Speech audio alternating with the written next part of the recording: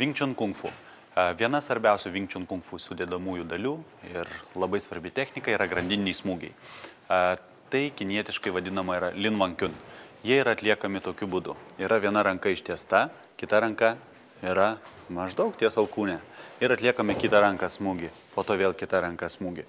Ir taip mes darome visada be perstojo ir kuo toliau, tuo greičiau. Nes šie smūgiai, grandiniai smūgiai, jie leidžia mums priešininką užklupti smūgių lavina. Ir kaip mes galėtumėm treniruoti šitos smūgius. Ir tai bus mūsų pirmoji pamoka. Juos mes treniruojame tokiu būdu. Kada priešininkas, mūsų partneris, iš tiesų turėtume turėti partnerį. Jeigu turite partnerį, yra visada puikiau ir daug geriau dirbti su juo.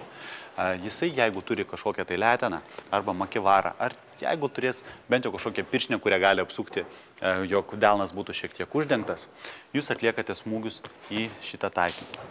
Kaip atlikti reikia smūgius? Reikia atlikti smūgius šitą dalimi, šitą krumplių dalimi, šiais 3 paskutiniais krumpliukais. Ir kada mes jais atliekame smūgį, žiūrėkit, mes nedarome šitai, bet mes darome šitai. Matote, šiek tiek į viršų žiūri, ar ne? Tai mes atliekame tokiu būdu smūgius. Jūs atsistojate į patogią padėtį. Geriausia pradėti nuo Jidži Kim Jong Ma stovėsenos, tai yra mūsų bazinė stovėsena.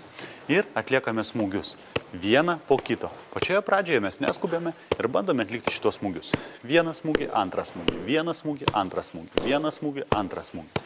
Ir taip darote be perstojo. Kada jums jau geriau sekasi, jūs darote vis greičiau, greičiau, greičiau ir dar greičiau.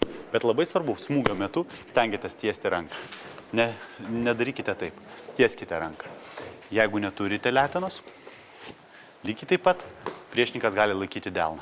Galite atlikti tos pačius smūgius į delną. Jeigu norite ir jeigu neblogai jums sekasi, jis gali šiek tiek delną pavedžioti. Vieną pusę į kitą.